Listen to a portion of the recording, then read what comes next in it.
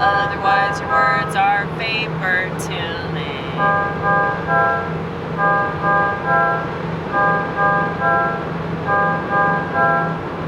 I love my life even though it's hard sometimes. I love this gift, whatever the fuck it is.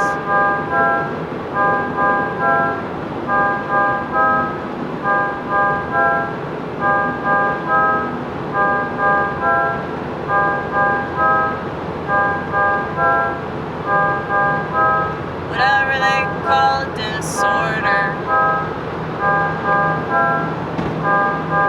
it's by definition what I'm dealing with, because I disorder, get it?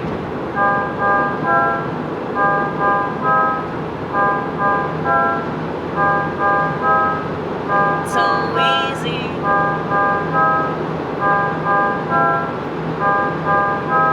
to look at something inconvenient and complain about the difficulty. But maybe it's supposed to be challenging. Otherwise, what's the point of it all? I like to think that understanding things is the point of it all, but maybe I'm wrong.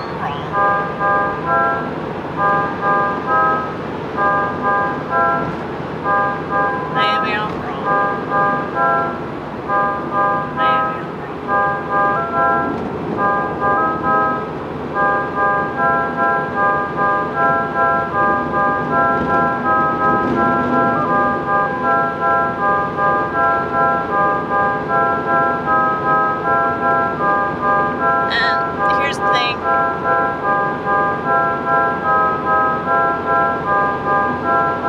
nobody diagnosed me. Well, I had a psychiatrist back in the day that tried to tell me I was bipolar, and I told him he was a liar.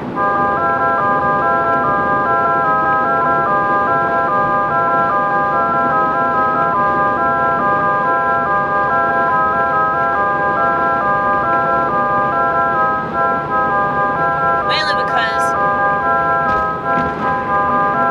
everybody's bipolar, right?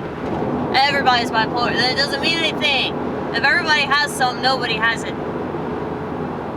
The same thing with ADHD and depression, anxiety. You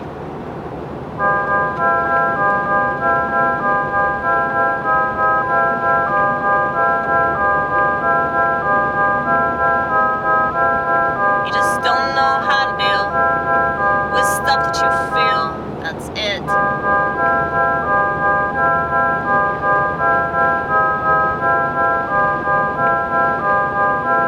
Doesn't mean that you snuggly fit into this diagnosis. They just tell you that shit so that you take what they tell you to take. Well, we're not very good at doing what people tell us to do, especially if those people are in authority. Now, granted, the whole reason that I started seeing a shrink was because I wanted to. I wanted to see if anything could help me. But it just made me feel like shit. And then I discovered alcohol and drugs and immediately parted ways with my shrink. Because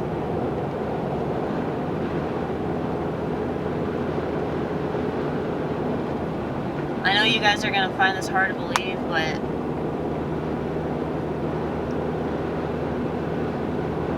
psychiatric medication doesn't work.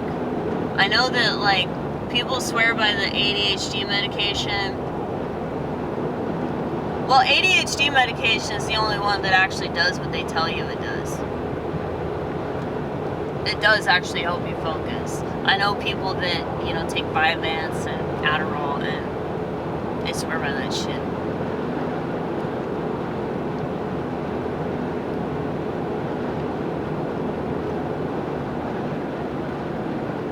I did a joke at the East Room that was not a joke. And people actually laughed at it. I was really shocked.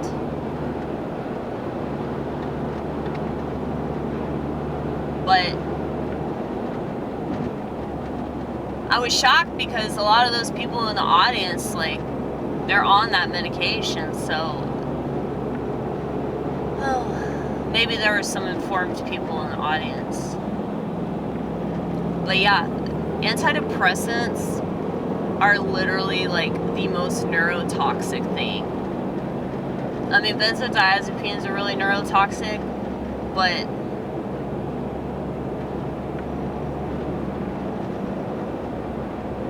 they still have a better effect on people, like they do closer to what they say they do, you know? Basically, if you just look at everything like, oh, actually, it's the opposite. This isn't going to do what they say it does. It's going to do the exact opposite of that. So if you look at it from that perspective, then, you know, everybody in society will treat you like you're crazy, but it's true. I mean, they're not ready for this information. They're not ready for this idea that, like, the people in power, like, don't care about us, and the products that we use every day are killing us, and they're designed to kill us. They're designed to poison us, and it's like if you speak out against it, you're just going to be an outcast. So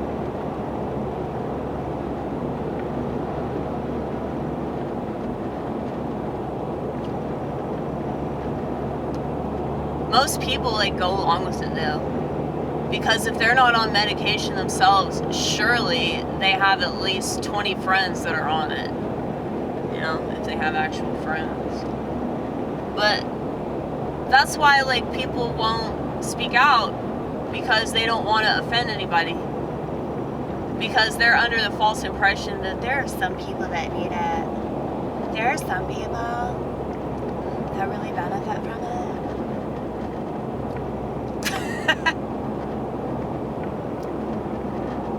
Yeah, your annoying family members, right?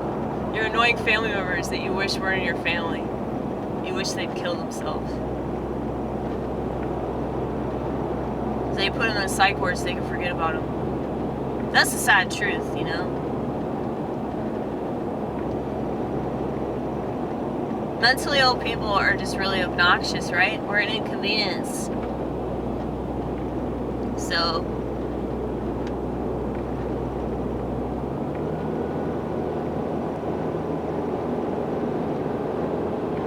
it's easier for people to throw away what is an inconvenience than it is for them to, like, try to accept something that they don't like, or to try to understand something that they don't understand.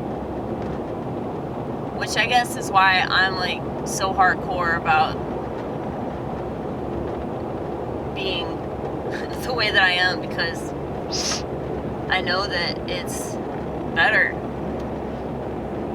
And that's not like I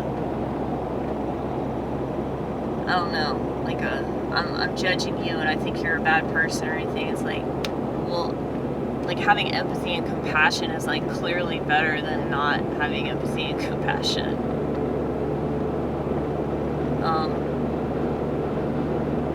But yeah, you can't explain that to somebody that's, like, more narcissistic, because they don't want to be patient, and they don't want to try to understand somebody. They just want to keep pointing at people and screaming at them. And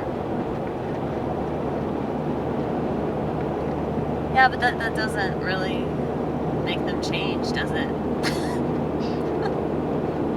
Then you feel better about yourself, right? You can be like, well, I'm clearly a better person.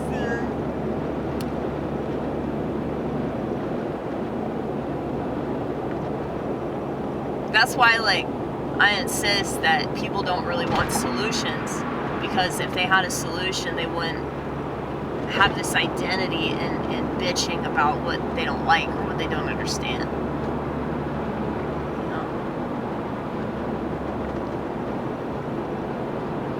But, you know, a lot of people have told me that they don't think I really have schizophrenia. Well, okay. I understand that schizophrenia gets a bad reputation. And so it's really easy to look at somebody that seems like they're functioning pretty well and be like, you're not as crazy as you seem to think you are. Well, it's more of it's more of an offense than anything else. Like, I tell people I'm schizophrenic so that they stay away from me. It works really well. But no, I'm not lying. Like, I have a personality disorder. And it's definitely on that spectrum. But we don't fall into this category of like psychosis. Okay? Psychosis is when you like break away from reality. And you can't differentiate between the truth and the false. Now, granted, when I look at beliefs that schizophrenics have, it makes a lot of sense to me. And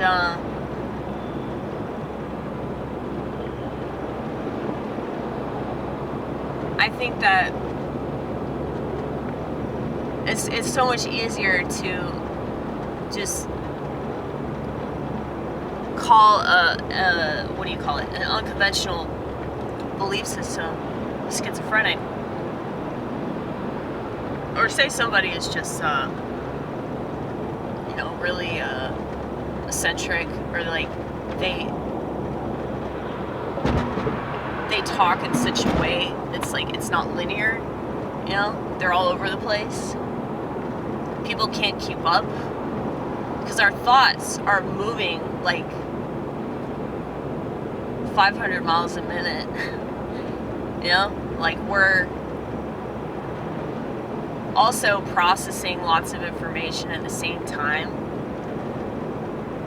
So we're in different segments of personal experience. Like what I'm saying is that we're experiencing dual realities at the same time. And I guess that's why it was so apparent to me that social media was going to be really, really toxic. And like, you know, in the beginning, it was just obvious that it was going to destroy humanity. And so we were trying to warn people about that initially in like 2005, 2006. Like, we're trying to sound the alarm for that.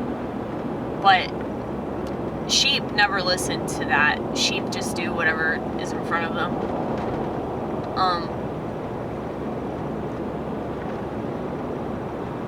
But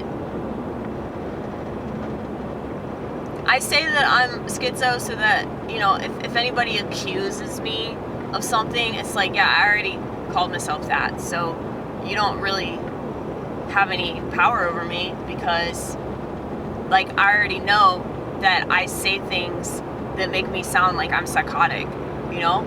I'm already aware that my belief system, many people would consider delusional thinking. So, like I said, it's an offense.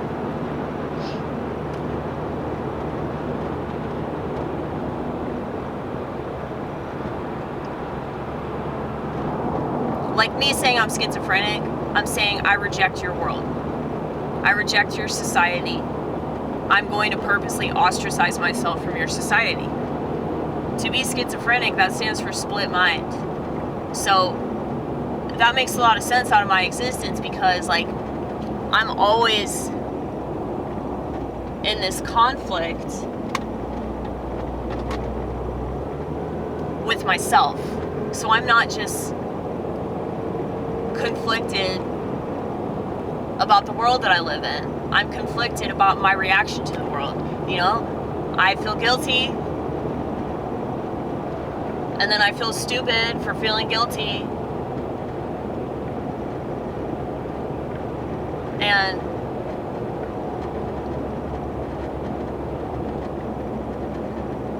I know that I'm still part of the world, so I have somewhat of an obligation to provide for the world, you know, because I'm a woman and we're supposed to do that with our uterus. But since I'm not doing that with my uterus, I have to do it with my brain and my heart.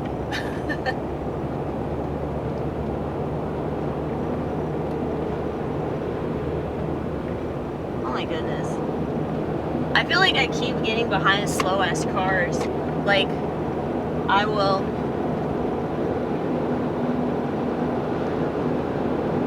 move into another lane and be behind yet another slow ass car. So annoying. But now we're in the fast lane. Nobody can stop us. Anyway. Yeah, I'm on my way to Nashville. I'm going to an actual comedy club tonight. That's why I'm dressed up, wearing a fancy dress. And I brought my turmeric. I'm going to use my turmeric as a prop. Because I'm trying to encourage people to make healthier decisions, you know? So I got to bring my turmeric.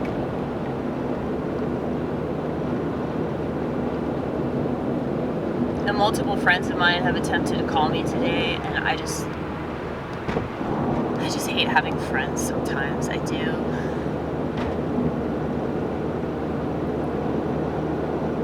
Like, this is what I'm talking about with the constant conflict.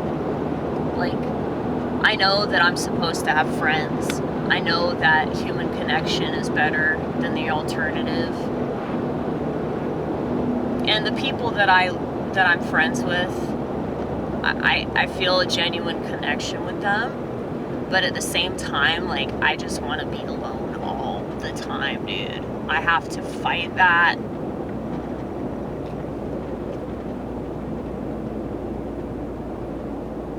I have to fight it because it's such a natural tendency for me to push everybody away. And,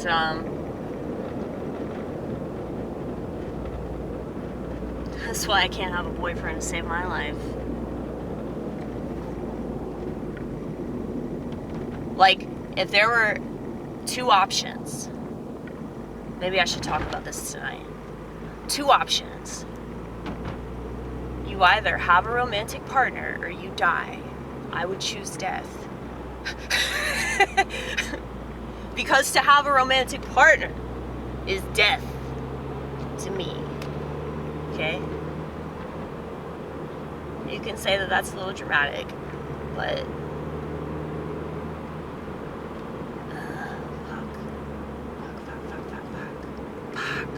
fuck.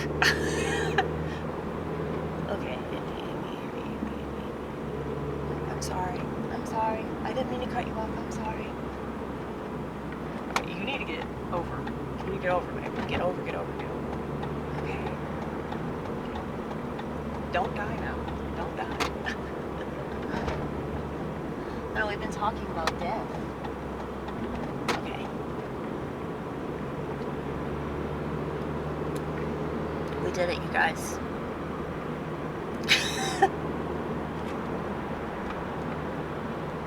Holy shit. We're actually early! It's very strange. We're never early for anything.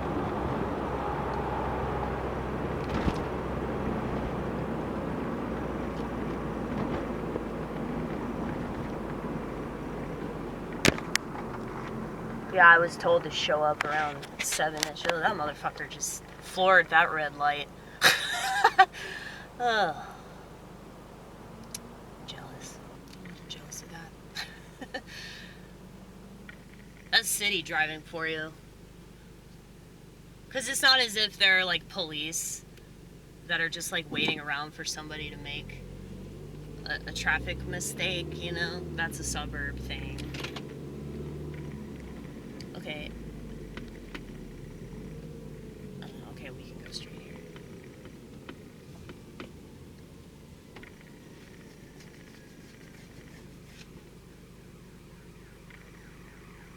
Shit. Where is that coming from? I think behind you. Behind you.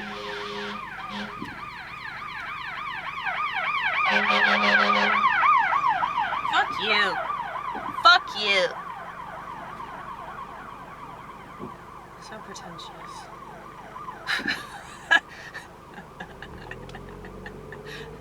How dare they blare their fucking siren. Act like they're so important. We're gonna save lives. No, you're not. No, you're not. All those EMTs are fat, too. I know I sound like such a fascist when I say this, but, like, there really should be something done about obesity. You know? Anybody in the medical profession, police officers, people that are trained to help the public in any kind of way should not be allowed to be fat. For obvious reasons. But they're not obvious. If you're a fucking candy ass, they're not obvious at all. Okay, can I turn? Can I turn here? Okay.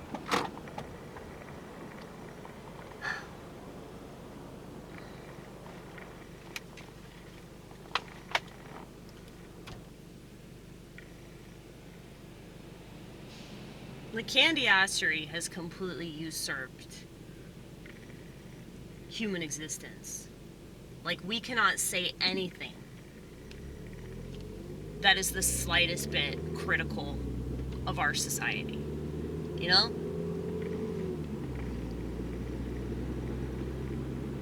Because then you have people that want to point out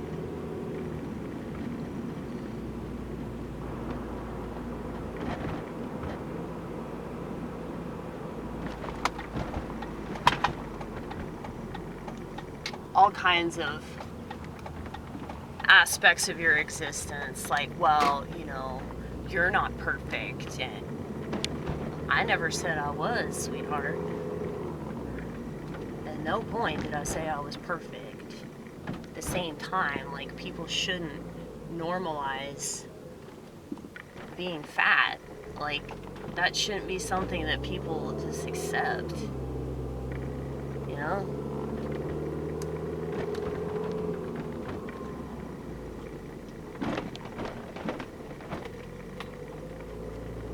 I mean,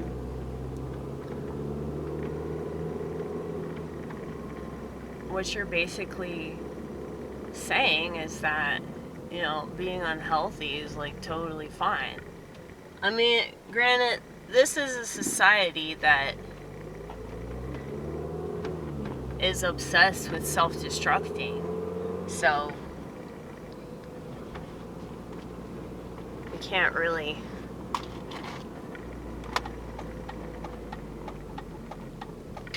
get mad that self-destructive people, like, don't want to be criticized for that activity, you know? Because it's not a surprise at all. Okay, so apparently I have to call this other comic in order to get free parking, because the only way you get free parking is if you have a smartphone, and if you guys don't know, we don't comply. So, he told me to call him, and then he would use his smartphone to get me in. Isn't that cool? It's like he's a bouncer of a club, and he'll put me on the list, even though I'm not on the list. Well, because I'm not good of a comic, you know? Anyway, let's see.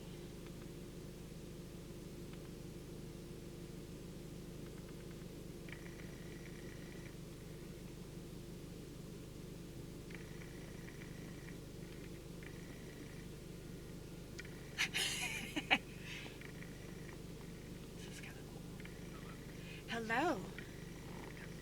This is Amy. Okay, bye. Alright, well. I'll talk to you later, Vortex.